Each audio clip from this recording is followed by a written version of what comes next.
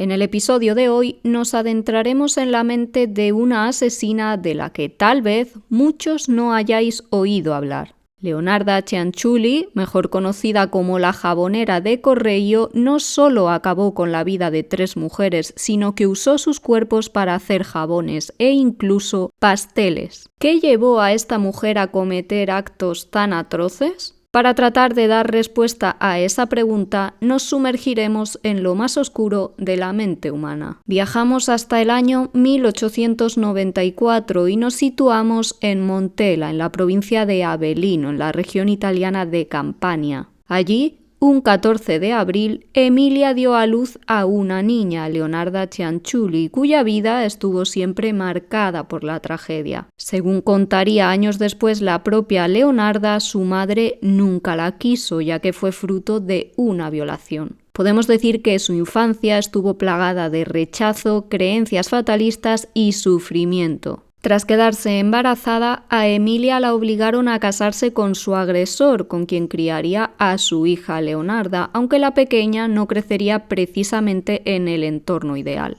Según las crónicas de la época, la niña recibió malos tratos y llegó a creer que estaba maldita, motivo por el cual intentaría quitarse la vida hasta en 2 ocasiones. Leonarda creció y en sus años de juventud empezó a cometer diversos delitos como estafa, hurto o amenazas a mano armada que la llevaron a ser condenada. Hay que subrayar, eso sí, que en estos momentos aún no había cometido delitos de sangre, pero ya empezaba a vislumbrarse que tenía poca empatía hacia los demás. Un tiempo después, los padres de Leonarda le buscaron un marido a su hija, pero ésta lo rechazó porque decía que ya había encontrado el amor. La joven había caído rendida a los pies de Raffaele Pansardi, un empleado del registro de la propiedad que no era del gusto de sus progenitores. Pese a la oposición de Emilia para que ese matrimonio se llevara a cabo, Leonarda hizo oídos sordos a su familia y terminó casándose con este chico en 1917. Emilia no solo se mostró contraria al matrimonio, sino que la misma noche de bodas maldijo a su propia hija, a la que le deseó una vida infeliz y que no pudiera tener nunca hijos.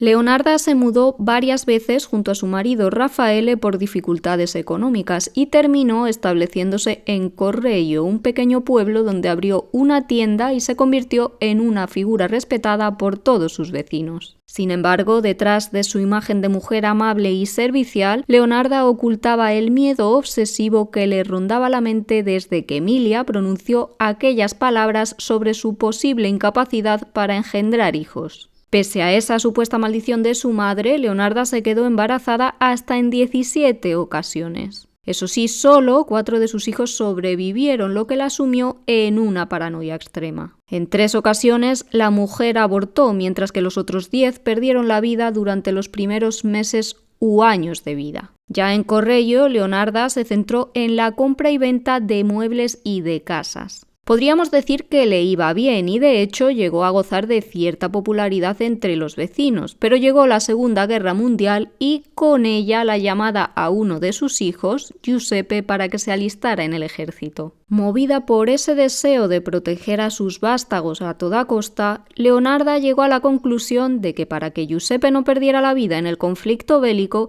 tendría que llevar a cabo sacrificios humanos. La mujer se puso manos a la obra y empezó a buscar entre sus amistades y clientas a una persona vulnerable que le sirviera para tal cometido. Su primera víctima fue Faustina Setti, una vecina de Leonarda de unos 70 años que estaba soltera y buscaba marido. Leonarda, con la promesa de ayudarla a encontrar la pareja perfecta, la atrajo hasta su casa, haciéndole creer que en Pola, una ciudad en el norte de Italia, la esperaba un hombre dispuesto a convertirse en su maravilloso esposo. Antes de emprender esa travesía, Faustina fue a casa de Leonarda, quien se había comprometido a hacerse cargo de los bienes de esta para que ella pudiera empezar un feliz matrimonio lejos de Correggio, pues el esposo que le había buscado, lógicamente, tenía bastante dinero y una buena posición. Leonarda le pidió a su primera víctima que le dejara escritas unas cartas a sus familiares y amigos, contándoles que se había ido de viaje y que no se preocuparan, que la señora Cianciulli se encargaría de todos sus bienes. Cuando Faustina fue por última vez a casa de Leonarda, ésta le ofreció un vaso de vino con una alta cantidad de somníferos, lo que la hizo caer en un sueño profundo. Sin piedad, Leonarda la asesinó con un hacha, pero eso no fue lo peor.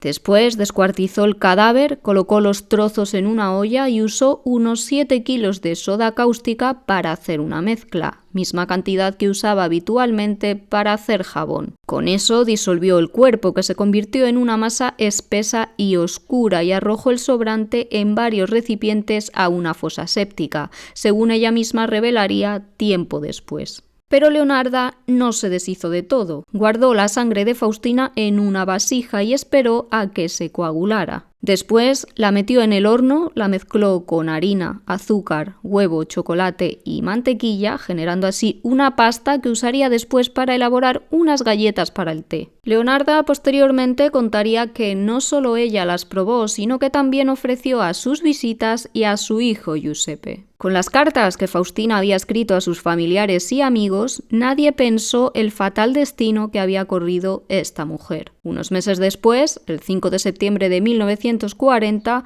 Leonarda decidió volver a matar con el mismo modus operandi con el que asesinó a su primera víctima y que también le había salido. Esta vez, su víctima fue Francesca Soavi, una profesora de 55 años que, como Faustina, estaba soltera. En este caso, la mujer no estaba feliz con su trabajo, tenía un asilo para niños en su propia casa y buscaba un nuevo puesto que le motivara. Leonarda la hizo creer que podía colocarla como maestra en una escuela para niñas en Piacenza. Francesca confió en la palabra de la asesina y, como la anterior víctima, no dudó en dejarle sus bienes para que ella se encargara de todo. Al igual que la primera víctima, también escribiría cartas a sus allegados contándoles que se iba a ser feliz. Antes de marcharse a Piacenza, Francesca visitó a Leonarda y ésta la recibió con una nueva mezcla de bebida y somníferos. Posteriormente le arrebató brutalmente la vida y la descuartizó, aunque en esta ocasión no pudo introducir todo el cuerpo en una olla. Según la criada, la asesina tuvo que recurrir a su hijo Giuseppe para deshacerse de la cabeza de Francesca.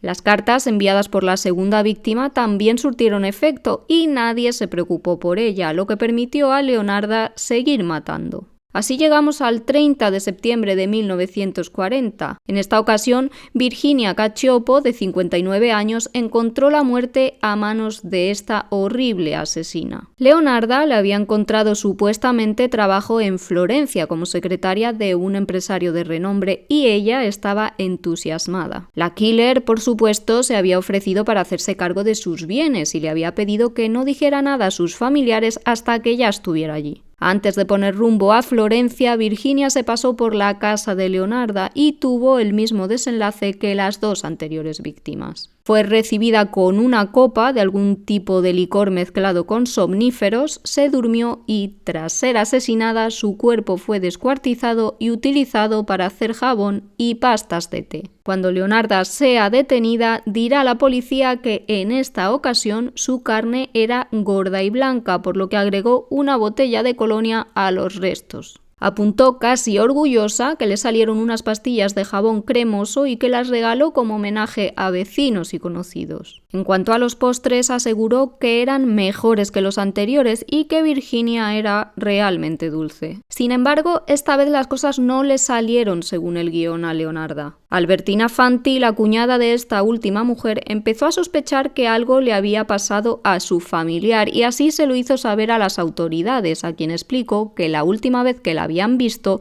fue entrando precisamente a la casa de Leonarda Cianciulli. Por otro lado, los agentes descubrieron que un párroco había cobrado un bono del tesoro perteneciente a Virginia y resultó que ese bien de la víctima llegó a manos de este religioso por medio de Leonarda. Con todo ello, la policía se decidió a registrar la casa de Cianciulli y allí se toparon no solo con los enseres de Virginia, sino también con los de Faustina y Francesca. Además, encontraron las armas del crimen que había utilizado para acabar con las vidas de sus 3 víctimas. A Leonarda le costó confesar, de hecho no lo hizo hasta que las autoridades le dijeron que sospechaban que su hijo Giuseppe había participado en los crímenes. En ese momento, y por ese ferviente deseo de protegerlo a toda costa, Leonarda explicó que lo había hecho todo sola y llegó a pedir un maniquí para poder mostrar cómo había acabado con las mujeres y cómo las había desmembrado después. Pese a los esfuerzos de su madre, Giuseppe fue a la cárcel, aunque finalmente fue puesto en libertad en 1946 por falta de pruebas. Leonarda, por su parte, fue juzgada y condenada a 30 años de prisión y 3 en una institución psiquiátrica. Fue arrestada en 1940, mismo año en el que cometió sus 2 últimos crímenes, pero el proceso judicial se retrasó por la Segunda Guerra Mundial. En 1946 se enfrentó finalmente al juicio y lo más escalofriante fue la actitud de la asesina, que lejos de mostrarse arrepentida o perturbada, se comportó con frialdad y orgullo. Chocó a los asistentes que detalló con precisión cada uno de los asesinatos sin mostrar remordimiento alguno. Llegó incluso a corregir a los abogados y peritos cuando describían mal cómo había desmembrado los cuerpos o cómo había fabricado jabones con sus víctimas.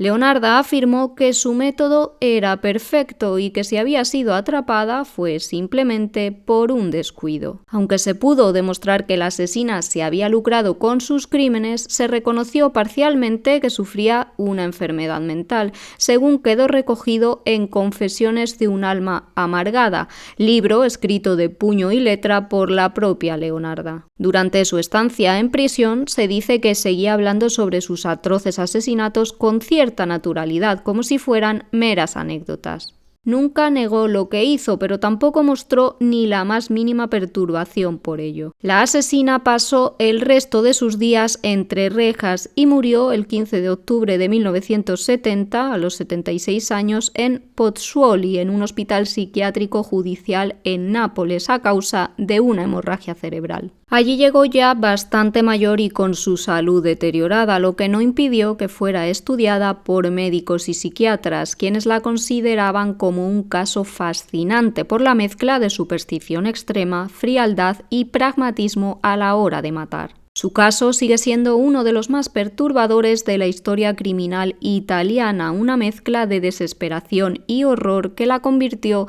en la jabonera de Correggio. Es además un claro ejemplo de cómo las creencias irracionales, combinadas con trastornos psicológicos, pueden desembocar en crímenes atroces. Leonarda Cianciulli no fue una asesina común. Para ella, sus crímenes no fueron simples actos de maldad, sino sacrificios necesarios para proteger lo que más amaba, según ella misma reveló. Una historia fuera de lo común que convierte a su protagonista en una de las más oscuras y estudiadas de la criminología.